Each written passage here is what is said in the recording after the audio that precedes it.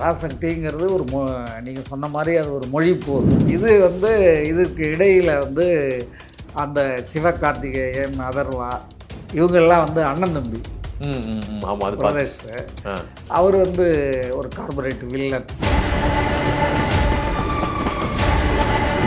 Sir, Parasakthi திரைப்படத்தில் அறிஞர் அண்ணா வர்றதுக்கான காரணம் என்ன சார்? சார், மொழி போர்னாலே அண்ணா இல்லாமல் மொழி போர் எப்படி? ஓகே, இந்தி எதிர்ப்பை அறிஞர் அண்ணா ஒரு மிகப்பெரிய அறிஞர். அதனால தான் அவருக்கு அறிஞர்னு அண்ணாதுரை தான் அவர், சிஎன் அண்ணாதுரை தான் அவர் பேர். அறிஞருங்கிற ஒரு பட்டமே அவருக்கு. அந்த காலத்தில் பராசக்தி வரும்போது அந்த பராசக்தி படத்தில் யார் யாரெல்லாம் பணியாற்றியிருந்தாங்களோ, யார் யாரெல்லாம் உழைச்சிருந்தாங்களோ, யார் யாரெல்லாம் இருந்தாங்களோ எல்லாருக்குமே அது ஒரு வாழ்க்கையாக இருந்தது. ஓகே, சிவாஜி, கலைஞர், அந்த படத்தை எடுத்தவங்க எல்லாருக்குமே அப்படி அவ்வளோ பெரிய மாபெரும் வெற்றி அந்த படம். உங்களுக்கு தெரிஞ்ச வரைக்கும் இப்போ பராசக்தி பார்த்தீங்கன்னா இந்தி திணிப்பு, இந்தி எதிர்ப்பு, மொழிப்போர் பற்றி பேசுகிற மாதிரி தான் காமிச்சிருக்காங்க. நீங்கள் சொல்கிற மாதிரி அது ஒரு மொழிப்போர் போராளியினுடைய கதையாக தான் இருக்கணும். ஏன்னா ட்ரெய்லர்லாம் பார்த்தா அப்படி தான் தெரியுது. நான் கேள்விப்பட்ட வரைக்கும் கூட அப்படி தான். ஏன் அப்படி பார்த்தீங்கன்னா இன்றைக்கி என்ன சிவகார்த்திகேயன் எந்த கட்சியை சார்ந்தவர்னு ஏதாவது அறிவிச்சிட்டாரா, சொல்லிட்டாரா? அந்த காலத்தில் எம்ஜிஆர் ஓப்பனா நான் டிஎம்கே காரண்டா. இப்போ அநேகமாக ஜனநாயகனில் உண்மையான அரசியல்வாதியாக விஜய் இருந்தார்னா அவருடைய கொடி அந்த படத்துடைய ஆரம்பத்தில் பறக்கணும்.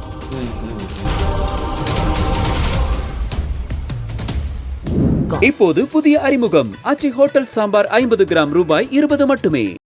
நம்ம கூட மூத்த பத்திரிகையாளர் துரை ராமச்சந்திரன் சார் இருக்காங்க. சார் வணக்கம், எப்படி இருக்கிறீங்க? நல்லா இருக்கும். 2026 நல்லபடியாக ஸ்டார்ட் ஆகிருக்கும் அப்படின்னு நம்புகிறேன். நீங்கள் இப்போ பராசக்தி படத்தை பற்றி பேச போகிறோம், அதில் வர கதை பற்றி பேச போகிறோம், அது என்ன மாதிரியான விஷயங்கள் பண்ணியிருக்காங்கன்றதை பற்றி தான் சார் பேச போகிறோம். உங்களுக்கு தெரிஞ்ச வரைக்கும் இப்போ பராசக்தி பார்த்தீங்கன்னா இந்தி திணிப்பு, இந்தி எதிர்ப்பு, மொழிப்போர் பற்றி பேசுகிற மாதிரி தான் காமிச்சிருக்காங்க. ராஜேந்திரன் அப்படின்ற ஒரு போராளி பற்றி பேசுகிற கதையாக இருக்குது. உங்களை பொறுத்த வரைக்கும் என்ன மாதிரியான கதையாக இருக்குன்னு நினைக்கிறீங்க சார்? நீங்கள் சொல்கிற மாதிரி அது ஒரு மொழிப்போர் போராளியினுடைய கதையாக தான் இருக்கணும். ஏன்னா ட்ரெய்லர்லாம் பார்த்தா அப்படி தான் தெரியுது. நான் கேள்விப்பட்ட வரைக்கும் கூட அப்படி தான். ஓகே, அது பராசக்தி இப்போ அரசியல் பரபரப்பு இருக்குது, உங்களுக்கு தெரியும். 2026 தேர்தலில் யார் முதல்வர் நாற்காலி பிடிக்க போகிறாங்க அப்படிங்கிற ஒரு பரபரப்பு அரசியல் நிலவிட்டு இருக்கும்போது அந்த அரசியல் சார்ந்த ஒரு படமாக தான் பராசக்தி இருக்கும். ஆனாலும் எந்த கட்சி, எந்த அரசியல் அது பேச போகுது அப்படிங்கிறது தான் பெரிய சஸ்பென்ஸாக இருக்குது. ஓகே, பராசக்திங்கிறது ஒரு நீங்கள் சொன்ன மாதிரி அது ஒரு மொழிப்போர் தியாகியினுடைய கதையாக இருக்கிறதுக்கு 100% அந்த மாதிரி தான் இருக்கும். அது என்னன்னா, ஒரு மரத்தடியிலேருந்து அந்த படத்துடைய கதை ஆரம்பிக்கும். ஓகே, அது முடியும் போது கதாநாயகன் ஒரு பொள்ளாச்சி மாதிரி ஒரு ஊரில் இறந்து போயிடுவார். ஓகே, அப்போனா கதை இந்த மாதிரி தான் இருக்கும். இந்த கதையுடைய ஆரம்பமும் முடிவும் இப்படி இருக்கிறதுக்கான வாய்ப்புகள் நிறையா இருக்குங்கிற மாதிரி கேள்விப்பட்டேன். ஓகே, இது இதுக்கு இடையில் அந்த சிவகார்த்திகேயன், அதர்வா இவங்கெல்லாம் அண்ணன் தம்பி. ஆமாம், அது பிரதேஷ் அவர் ஒரு கார்பரேட் வில்லன். ஜெயம் ரவி. இந்த அண்ணன் தம்பி ஒருத்தர் ட்ரெய்லர் பார்த்தாங்க, ரயில் இன்ஜின் டிரைவர் அவர். இன்னொருத்தர் மொழிப்போர் எதிர்க்கிறவர், இந்தி திணிப்பை எதிர்க்கக்கூடிய ஒருத்தர் அவர் இன்டர்வலுக்கிட்ட அந்த தம்பி அதர்வா மொழிப்போரை எதிர்க்கக்கூடியவர் இறந்து போயிடுவார். அப்புறம் அதை சிவகார்த்திகேயன் கையில் எடுத்து அதை வெற்றி கண்டாரா, என்ன ஆனார் அப்படிங்கிறது தான் கிளைமாக்ஸ். சார், பராசக்தி திரைப்படத்தில் அறிஞர் அண்ணா வர்றதுக்கான காரணம் என்ன சார்? சார், மொழிப்போர்னாலே அண்ணா இல்லாமல் மொழிப்போர் எப்படி? ஓகே, இந்தி எதிர்ப்பை பயங்கரமாக அதை பண்ணது அண்ணா தான். தமிழ்நாட்டில் இன்றைக்கி இந்தி எந்த அளவுக்கு ஒரு ஆக்கிரமிப்பு இல்லாமல் இருக்கோ அதுக்கு காரணம் அண்ணா. ஓகே, அவருடைய சிஷியர்கள் தான் மற்றவங்கலாம், கலைஞர் மற்றவங்க எல்லாருமே. அதனால் அவர் தான் காட்டி தானே ஆகணும். எங்கேயாவது ஒரு இடத்துல அவரை காட்டி தானே ஆகணும். சார் இப்போ இருக்க இளைஞர்கள், இப்போ இருக்க ஜென்சி கிட்ஸ் அவங்களுக்குலாம் அண்ணா பற்றி தெரியுமான்னு கேட்டால், அறிஞர் அண்ணான்னு ஒருத்தர் இருந்தார். அவர் வந்து இது சார்ந்த கட்சி ஆட்களா அப்படிதான் பார்ப்பாங்க சார். நீங்கள் இப்போ பார்க்குற ஜென்சி கிட்ஸுக்கு அவர் யாருன்னு சொன்னால் எப்படி சார் சொல்லுவீங்க? அறிஞர் அண்ணா ஒரு மிகப்பெரிய அறிஞர். ம், அதனால தான் அவருக்கு அறிஞர்னு அண்ணாதுரை தான் அவர் சிஎன் அண்ணாதுரை தான் அவர் பேர். ம், ம், அறிஞருங்கிற ஒரு பட்டமே வந்து அவருக்கு ம், அதுக்காக தான் கொடுத்தாங்க. ம், ம். ஏன்னா பார்லிமெண்ட்டில் அவருடைய ஸ்பீச் எல்லாம் வந்து தமிழ்நாட்டுக்காக அவர் பார்லிமெண்ட்டில் போய் பேசும்போது அந்த ஸ்பீச்சை பார்த்துட்டு எல்லாருமே மிரண்டு போயிட்டாங்க. இந்தியாவில் இருக்கிற எல்லா ஸ்காலர்ஸுமே. ம், ம், அதே போல் வெளிநாட்டில் அவர் வந்து பார்லிமெண்ட்லலாம் பேசியிருக்காரு. அந்த பார்லிமெண்ட்லலாம் வந்து தொடர்ச்சியாக பல மணி நேரம் நிறுத்தாமல் பல கருத்துக்களை ஆணித்தரமாக எடுத்துரைச்சார். ம், ம். அதெல்லாம் கண்டு வெளிநாட்டு அந்த அரசியல்வாதிகளே வந்து மிரண்டு போயிட்டாங்க. ம், ம், ம். இப்படியாப்பட்ட ஒரு மனுஷன் வந்து தமிழ்நாட்டில் இந்தியாவில் இருக்காரா அப்படின்னு. ம், ம், ம். அவ்வளவு ஒரு பெரிய அரசியல் ஞானின்னு அவரை சொல்லலாம். Okay. அது இல்லாமல் மிகப்பெரிய ஒரு அறிஞர் தான் அவர். Okay sir. பராசக்தி முழுக்க முழுக்க நம்ம வந்து ஆரம்பத்தில் அது வந்து சிவாஜி சாருடைய படங்கள் அப்படின்ற ஒரு விஷயம் இருக்குல்ல சார். இப்போ பார்த்தோம்னா அது பராசக்தியின் டைட்டில் அது சிவகார்த்திகேயன் இருக்காரு. இதெல்லாம் பார்க்கும்போது வெறும் அரசியல் சார்ந்த படம் மட்டும்தான் இது. இது வந்து மொழிப்போர் அதெல்லாம் தாண்டி அரசியலுக்காக தான் இந்த படத்தை பயன்படுத்துறாங்க அப்படின்ற ஒரு விஷயம் இப்போ இல்லை, அப்படி இருக்கிறதுக்கு வாய்ப்பு இல்லை. ஆ. அந்த காலத்தில் பராசக்தி வரும்போது அந்த பராசக்தி படத்தில் யார் யாரெல்லாம் பணியாற்றியிருந்தாங்களோ, யார் யாரெல்லாம் உழைச்சிருந்தாங்களோ, ம். யார் யாரெல்லாம் இருந்தாங்களோ எல்லாருக்குமே அது ஒரு வாழ்க்கையாக இருந்தது. ஓகே.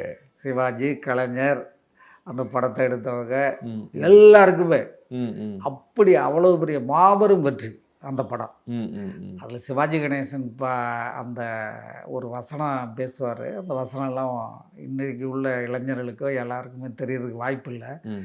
அதெல்லாம் அந்த காலத்தில் ரெக்கார்ட் பிரேக். ம், ம், ம். அந்த படத்துடைய பேரை இன்றைக்கி வச்சுருக்கிறாங்க. அது இன்றைக்கு உள்ள சந்ததியினருக்கு அதுவே தெரியாது. ஓகே. அந்த பராசக்தி அதனுடைய வெற்றி என்ன, அதனுடைய பேரினுடைய பெருமை தாக்கம் என்ன, அழுத்தம் என்ன, பெருமை என்னங்கிறதே தெரியாது. ம், ம். இவங்க படத்துக்காரங்க அப்படி நினச்சி ஏதோ வச்சிருக்கிறாங்க பராசக்தி ம். அப்படின்னு சொல்லிட்டு. ம், ம். அந்த பராசக்தி சம்மந்தப்பட்டவங்களுக்கு தான் அதை பற்றி தெரியும். ம், ம். அதை வந்து இன்னும் ரசிகர்கள்ட்ட மக்கள்கிட்ட இந்த படத்துடைய டீம் கொண்டு போகல. ஓகே. பராசக்தின்னு சொல்கிறாங்களே, எதுக்காக பராசக்தி, அந்த பராசக்தியினுடைய பெருமை என்ன அப்படிங்கிறதெல்லாம் கொண்டு போனால் ரசிகர்களுக்கு ஒரு பெரிய ஆர்வம் இன்னும் அதிகமாக இருக்கும். ஓகே. அதை ஏன் இவங்க கொண்டு போகலன்னு தெரில. விஜயும் விஜயுடைய ஜனநாயகனும் பராசக்தியும் வெளியாகிறதுனுடைய அந்த ஒரு டாக்கு தான் பெருசாக போயிட்டு இருக்கு. ஆமா, அது போய்கிட்டு இருக்கு. ஆனால் இது வந்து ஒரு சரித்திர கால படம் மாதிரி பிரமாதமாக பண்ணியிருக்கிறாங்க. ம், ம். மிகப்பெரிய செலவில் செட்டுக்கிட்டுலாம் போட்டு ம், ம். அந்த காலத்தை கண்முன் காட்டணும் அப்படிங்கிறதுக்காக அந்த டைரக்டர் சுதா கொங்காரா வந்து பிரமாதமாக பண்ணியிருக்கிறதா கேள்விப்பட்டேன். ம், ம்.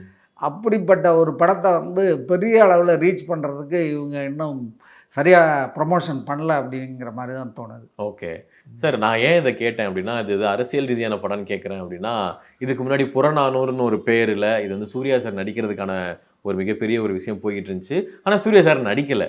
ஏன்னா ஒருவேளை இது அரசியல் ரீதியான படம், அதனால தான் நம்ம வந்து இப்போ இந்த படத்தில் நடித்தோன்னா நமக்கு வந்து அரசியல் முத்திரை குத்திடுவாங்க அப்படின்றதுக்காக வேணான்னு சொல்லியிருக்காரா அப்படின்ற மாதிரி விஷயங்கள்லாம் பேசுகிறாங்க. அப்படிலாம் இருக்காது. சூர்யா எந்த கட்சியும் சாராதவர், அதனால தான் பண்ணலையோ அப்படின்றாங்க. இல்லை இது அரசியல் படம் இல்லையா உங்களுக்கு. ம். அவரே வந்து இந்தி திணிப்பை எதிர்க்கக்கூடிய ஒரு நடிகர் தான் சூர்யா. ஆமாம், ஆமாம். அவருடைய ஃபேமிலியில் இந்திக்காரங்க இருந்தால் கூட அவர் தமிழ் மேலே பற்று உள்ளவர். அவங்க கொங்கு நாடை சேர்ந்தவங்க. ஓகே. அவங்க அப்பா சூர்யா சார் இந்திக்காரங்களா? ஓகே. இல்லை, அவருடைய மிஸ்ஸஸ் வந்து ஓகே. இந்தி தானே, ஜோதிகா. ம், ம், ம். அவங்க அதனால் அவர் அதுக்காக வந்து பயந்து போயிலாம் அவர் நடிக்காமல் போயிருக்க மாட்டார். ம், ம். அவருக்கான ஆப்டான கேரக்டர் இருந்திருக்காது. ம், ம், ம். ஏன் அப்படி பார்த்தீங்கன்னா இன்றைக்கி என்ன சிவகார்த்திகேயன் எந்த கட்சியை சார்ந்தவர்னு ஏதாவது அறிவிச்சிட்டாரா, சொல்லிட்டாரா? அந்த காலத்தில் எம்ஜிஆர் ஓப்பனாக நான் டிஎம்கே காரன்டா அப்படின்ட்டு கட்சி படத்துடைய ஆரம்பத்திலே வந்து கட்சி கொடி பறக்கும், டிஎம்கே கொடி. ஆமாம். இந்த காலத்தில் அந்த மாதிரி யாருக்கு பறக்குது? இப்போ அநேகமாக ஜனநாயகனில் உண்மையான அரசியல்வாதியாக விஜய் இருந்தார்னா அவருடைய கொடி அந்த படத்துடைய ஆரம்பத்தில் பறக்கணும். ம், ம், ம். இருக்கும் சார். எனக்கு நிறைய இடங்கள்ல பார்த்த மாதிரி. ஏன்னா இதுக்கு முன்னாடிலாம் அவர் படங்களில் கட்சி கொடி இல்லை, அப்போ அவர் கட்சி ஆரம்பிக்கல. சொல்கிறேன், அந்த மாதிரி எம்ஜிஆர் மாதிரி போல்டானவங்க அரசியல் கட்சி பேரை சொல்லிக்கிட்டே அவர் படம் எடுத்து வெற்றி கண்டவர் ஒரே ஆள் எம்ஜிஆர் தான். ஓகே. அப்ப மற்றவங்கெல்லாம் வந்து ஒட்டு பட்டும் படாமலும் ஓகே ஒட்டுறவு இல்லாத மாதிரி காட்டிப்பாங்க. அப்ப நீங்க சொல்றத பார்த்தா எம்ஜிஆருக்கு அப்புறம் விஜய் அப்படின்ற மாதிரி சொல்றீங்க. இந்த கொடி காட்டியிருந்தாருன்னா அதான் இல்லை, கட்சி ஆரம்பித்த பிறகு விஜயகாந்த் கூட காட்டியிருக்காரு.